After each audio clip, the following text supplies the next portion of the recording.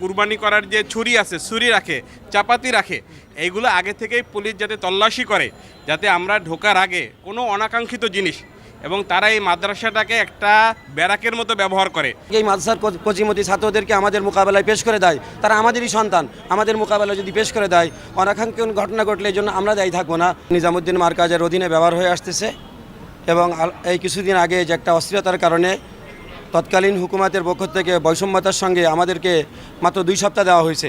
যদিও আমরা সর্বক্ষণিক থাকার অধিকার রাখি, আইনগতভাবে কাগজপত্র ডকুমেন্টসে আমাদেরকে সর্বসময় থাকার অধিকার দেয়, কিন্তু এই অধিকার থেকে আমাদেরকে বৈষম্যতার সঙ্গে বঞ্চিত করা হয়েছে।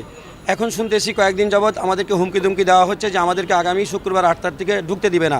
এই জন্য আমরা লিখিত আকারে প্রশাসনকে জানাচ্ছি যে আমাদের অধিকার যেন আমাদেরকে বুঝে দেওয়া হয়, এটা আমাদের অধিকার।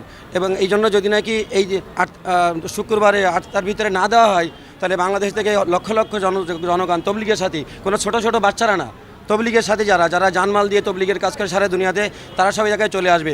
আর এরপরে যদি নাকি এই মাদ্রাসার কচিমতি ছাত্রদেরকে আমাদের মোকাবেলায় পেশ করে দেয়, তারা আমাদেরই সন্তান, আমাদের মোকাবেলায় যদি পেশ করে দেয়, অনাকাঙ্ক্ষিত ঘটনা ঘটলে এই জন্য আমরা দায়ী থাকবো না।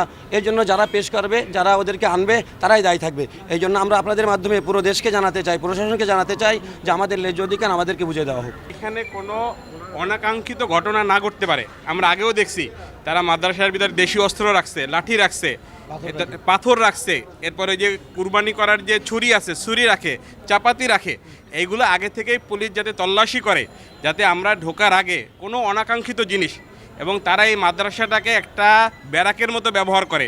মাদ্রাসার অনেকগুলো কামরা তালা দেওয়া থাকে, এইখানে রক্ষিত অনেক জিনিসপত্র থাকে, যাতে এগুলো পুলিশ আগে থেকে চেক করে পরিষ্কার করে দেয়, যাতে মঙ্গলবার থেকে যাতে কোনো কাকরাইলে